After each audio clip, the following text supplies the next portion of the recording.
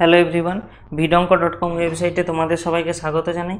আমি সৌরভ দে, তোমাদের math tutor. এখানে যে প্রশ্নটি নিয়ে আলোচনা করব, দেখো বলা হচ্ছে এন এর কোন মানগুলির জন্য ইন্টিগ্রেশন -2 থেকে 2 x⁴n dx সমান 0 হবে তা নির্দেশ করো। অর্থাৎ এন এর মানগুলো আমাকে নির্ণয় করতে হবে কোন মানের জন্য এটা হবে।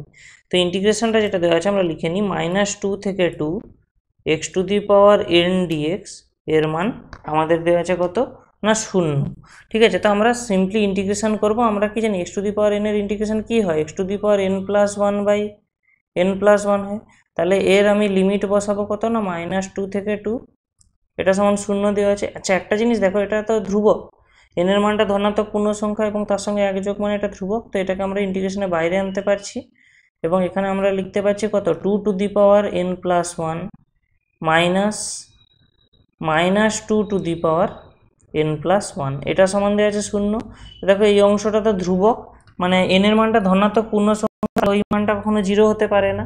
তাহলে আমরা ওই অংশটাকে ক্যান্সেল মানে ডান দিকে নিয়ে যেতে পারি এবং ওটা 0-র সঙ্গে গুণ হয়ে যাবে, তো 0 হবে ডান দিকের অংশটা। তো বাম দিকে কি থাকলো, দেখো 2n+1 ছিল, তাই তো। তো আমি 2n+1টাকে ভাঙবো 2n × 2, কারণ আমরা কি জানি সূচকের নিয়ম অনুযায়ী এখানে পাওয়ারে পাওয়ারে যোগ হয়ে যেত। এবং দ্বিতীয় কেসে কি ভাঙবো না -2n × -2^1 এরকম ভাঙতে পারি একে, এবং ডান দিকে রয়েছে 0। তো আমি উভয়, আচ্ছা দেখো -2^1 এটা মানে কত, -2^1 এর মান কত হয় -2, তাহলে এই -2 এবং এখানের এই মাইনাস গুণ হয়ে যাবে, দিলে প্লাস হয়ে যাবে। তাহলে আমরা অ্যাকচুয়ালি কত পাচ্ছি, দেখো 2 × 2^n + 2 × -2^n এর মান 0। তো 2 কমন নিয়ে নিলে আমরা কত পাবো না 2^n + -2^n এটার মান 0 পাবো। তো আমরা 2কে ডান দিকে নিয়ে চলে গেলে 0/2 হবে, তো 0/2 এর মান কত 0। তাহলে আমরা কত পাবো না 2^n + -2^n = 0। এবারে আমাদেরকে এন এর কোন মানগুলোর জন্য এটা সত্য হবে দেখতে হবে। আচ্ছা, তো দেখো আমরা যদি এন এর মান 1 বসাই তাহলে কি হবে, দেখো এন এর মান 1 বসালে আমাদের কি আসবে না 2 + -2 এরকম দাঁড়াবে। তো দেখো এটার মান 0। এন এর মান যদি আমরা 2 বসাই, দেখো যেহেতু এনটা ধনাত্মক পূর্ণ সংখ্যা, তো এন এর মান 1 2 3 এভাবে চলবে। তো 2 বসালে দেখো 2² হবে এবং এখানেও হবে -2²। তাহলে আমরা কত পেয়ে যাবো, অ্যাকচুয়ালি 4 + 4, তার মানে 8 হয়ে যাবে। তাহলে এটা 0 হচ্ছে না।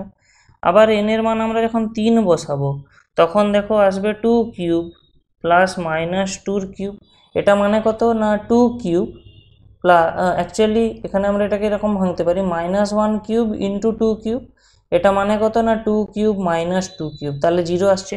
তো আমরা দেখতে পাবো এরকমভাবে যে আমরা যখন এন এর মানটা একটি অযুগ্ম ধনাত্মক পূর্ণ সংখ্যা নেব, এন এর মান একটি অযুগ্ম ধনাত্মক পূর্ণ সংখ্যা নেব, তখনই আমরা দেখব এই কেসটা 0 হয়ে যাবে। একমাত্র তখনই আমাদের সম্ভব। অর্থাৎ এন এর মানটি কি হবে না, এখানে বলেছে এন এর কোন মানগুলির জন্য এটি সত্য হবে, অর্থাৎ এন এর মান 1 3 5 7 9 এভাবে চলে যাবে।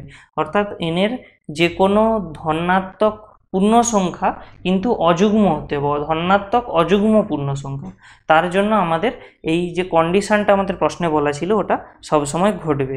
ঠিক আছে, তো অর্থাৎ কি আমরা বলতে পারছি এখানে না এন এর মানটা কত হতে হবে, 1 হতে হবে, 3 5 7 এভাবে যাবে। ঠিক আছে, তো vidonko.com ওয়েবসাইটে এই ম্যাথটি দেখার জন্য তোমাদেরকে অসংখ্য ধন্যবাদ জানাই।